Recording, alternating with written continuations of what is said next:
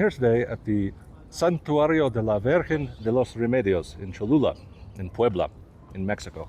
Behind me there's a richly adorned Catholic church that was built in the colonial era. So the church originally dates back to the 1600s. It was destroyed in an earthquake in the 1800s. It was rebuilt. It was very finely decorated. And all this time, the people who built the church had no idea what they were sitting on top of. It was thought for the longest time that this was just a hill. But this is not a hill. This is a pyramid. And it's not only a pyramid, but it's the largest pyramid on the planet Earth. It's not the tallest by height, but it's the largest by mass. So this pyramid is about twice the size of the Great Pyramid of Giza, if you weigh all the stones that went into it. And it wasn't until the 20th century that they realized that there was even a pyramid here at all. They had to update the church a little bit to reflect this. And today it's visited not only as a church, even though there are still religious pilgrims who come here to pray, it's also visited as an archaeological site. So join me today here on Pyramid Review, and I will tell you all about Tlachihualtepetl, better known as the Pyramid of Cholula. One fun fact about this pyramid already is that it has gift shops on top, and it has a bathroom with running water. And I don't think there's any other pyramid in the world that has those things directly built on top of the pyramid. So that's somewhat unique. I do know that in Palenque, in Chiapas, there was the castle of Lord Pakal, the palace of Lord Pakal. It had running water, and they think even flushing toilets. But that was in ancient times. They don't work anymore. But this one works. There's a great view from up here. Cholula is said to be one of the oldest, longest inhabited cities in America, with people living here for 2,500 years at least, continuously. But you can see that all of this stuff is a pyramid. And there are even ruins still in some places, like right there. Let's get to the bottom of this pyramid. This pyramid is so big that it's practically a park. There are lots of people that are jogging on top of it. This path is made of very fine stones. I think that's malachite. There you can see stairs from different times of construction of the pyramid. Here you can see there was a gutter that was on the outside of the pyramid at some point.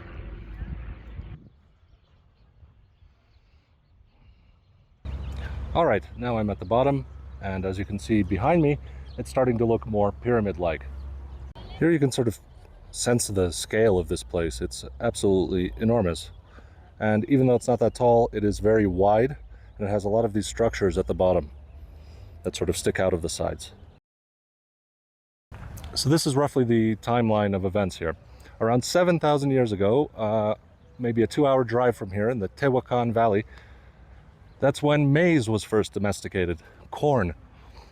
And they found some human remains in the neighboring city of Puebla, which is very close to this pyramid. You can see it from the top. Puebla's over there. Those remains are in the Museo Casa del Mandrugo in the center of Puebla.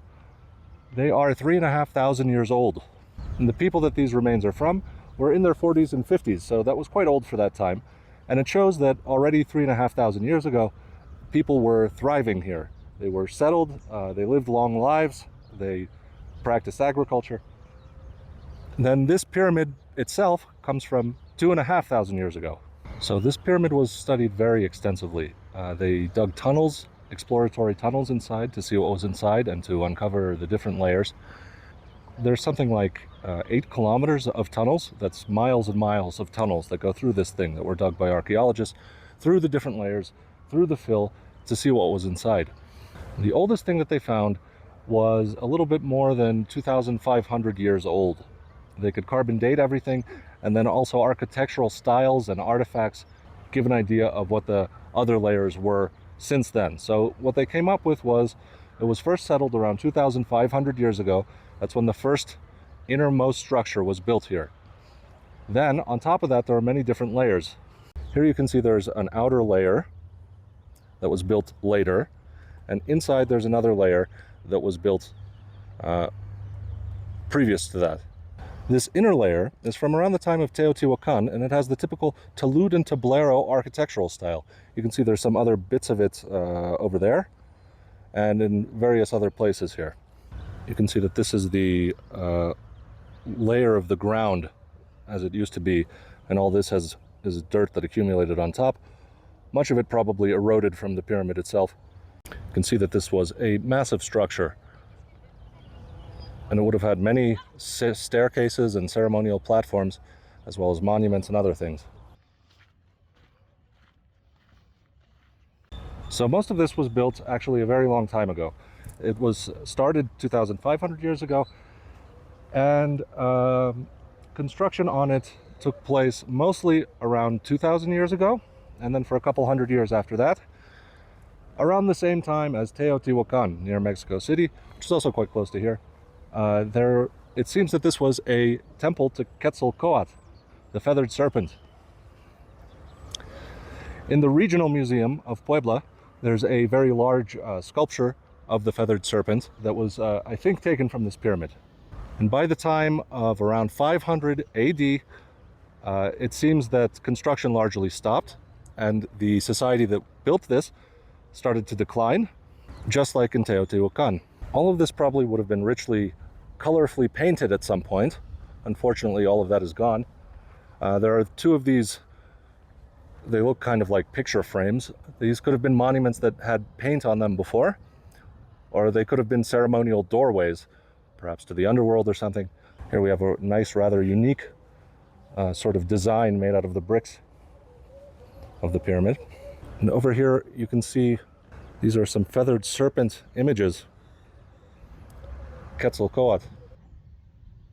On this side as well, there's a couple more images of the snake. I don't know if you can see, but there's that same pattern over there, carved into the stones, covered in stucco. And you can see more layers of pyramid in front of it, with some talud and tablero over there. There's a tunnel that goes into the pyramid. More stucco. Here we see a totally different style of construction with totally different stones. There's more tunnels, and somewhere in there there's a large mural that was found. Probably there are many more still inside. Over here is a replica of the mural. I'll go show it to you. You can see some figures in there. Looks like they're drinking something. They all have cups and bowls. It doesn't seem that there was any writing on it. Here's another version of the mural inside the museum.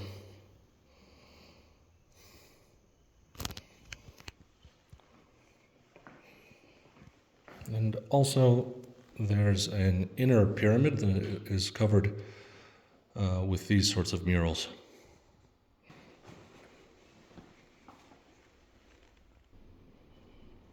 Quetzalcoatl. Since I'm talking about the museum, I should say that it's worth a visit. It's filled with all sorts of artifacts that were found when they were uncovering the pyramids and digging the tunnels. So if you want to see some objects from the people who lived at Cholula, this is the place to go. The museum also used to be the entrance to the tunnels when they were still publicly accessible, but they've been closed since the pandemic. So even though there are all of these many layers of construction, pretty much all of this was built before the year 500 AD, around 2,000 years ago, 1,500 years ago, and then construction largely stopped. The civilization that was living here faded into obscurity, and new people moved in. Around 600 or 700, some new people moved in. They were called the olmeca-xicallanca. They came from the region of Tabasco. They're not the same as the Olmecs who made the big heads. This is roughly like 1,000 years after that happened. But they came from the same area. And they came and they lived here, and they had a ruler, a lord, who lived on top of the pyramid. And his name was Amapane. So this also looks like some different architectural styles of different time periods. You can see a doorway there. It looks like an original entrance into the pyramid. because the lintel is built into the wall there. There's a nice little altar stone that's in front of the pyramid, probably for burnt offerings. They did find some bones of children here that they think may have been sacrificed at some point to the rain god Tlaloc. But it's a pyramid of Quetzalcoatl, you say? Well, actually, it was a temple to Quetzalcoatl. Then it was the house of Aguayachamapane, and then it was largely abandoned after that. The Toltecs came around the year 1000. The Toltecs were big fans of pyramids and of Quetzalcoatl, but they didn't like this pyramid that was built as a pyramid to Quetzalcoatl. Probably because they associated it with the old regime. They had their own religion. They built their own new temples elsewhere in the city of Cholula, and religious life sort of shifted over there, and this one fell into disrepair, ruin, and abandonment. There's another side of it. As you can see, most of the pyramid is unexcavated. There's just some little bits here and there that they've dug out because it's enormous. They can't reconstruct everything, but around the year 1000, the Toltecs came. They took over. They set up their new temple. This one fell into disrepair. The Toltec Empire collapsed. Later on, the Aztecs came, and the Aztecs, they liked this pyramid. They used it, but they associated it with the rain god.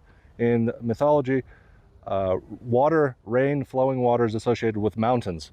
And in Nahuatl, this pyramid received the name Tlachihualtepetl, which means the constructed mountain, the built mountain.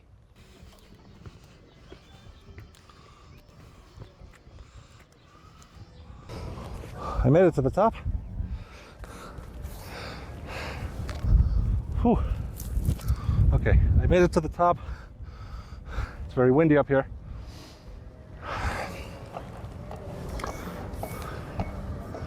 You can see the town pretty well.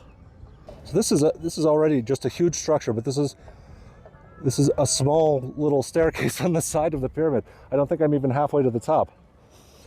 So the Aztecs were the last indigenous people to occupy and use this site. And then the Catholics came along and they built their church on top. But by the time the Spanish got here, it had already been pretty much abandoned and overgrown for hundreds of years. So when they built the church, they didn't know that it was a pyramid. They assumed it was just a hill. But in the local language, the lore was preserved that it was Tlachihualtepetl, the artificial mountain. Going down is always worse because somehow you never see the stairs until you're at the very edge, and by then you have a horrible vertigo and fear of heights going on. It's an interesting rounded structure over here. Looks like a later addition that was put on top of this structure. And here is another tunnel. After I left the pyramid, I stopped at a coffee cart and bought a refreshing cup of coffee from a friendly man named Mike, who knew a lot about the local history. Mike drew me a mysterious map, which I'll explain in a second. But first, let me tell you about my next stop, the Convento San Gabriel. This used to be the site of a pyramid as well. This was the site of the Aztec temple to Quetzalcoatl at the time of the Spanish conquest. And in 1519, on his way to conquer the Aztecs in Tenochtitlan, or Mexico City, Hernan Cortez stopped here to pay the Cholulans a visit. It did not go well at all for the Cholulans. According to the account of Hernan Cortez himself, 3,000 perished as a result of that encounter, while another witness puts the number at 30,000. Modern historians estimate that around 6,000 were lost in what came to be known as the Cholula Massacre, one of the grisliest episodes from the history of the conquest. After the Spanish defeated the Aztec Empire and took control, the temple to Quetzalcoatl was rebuilt into the Convento San Gabriel, using the stones from the pyramid that would have been there. One thing I didn't know, that Mike told me about and pointed out with his mysterious map, was that you can still see some of the Aztec artwork used in the building of the church. On this stone we see a common Aztec symbol that's recorded in various Spanish chronicles and was known to be important to the Aztecs. So if you're in Cholula and bump into Mike, get a cup of coffee and say hi from me. Thanks, Mike. Welcome to Cholula. All right, so that's it for Pyramid Review from Tlachihualtepetl, better known as the Pyramid of Cholula. Thank you to my patrons, and if you'd like to know more about ancient history and ruins and archaeology, please subscribe to my channel.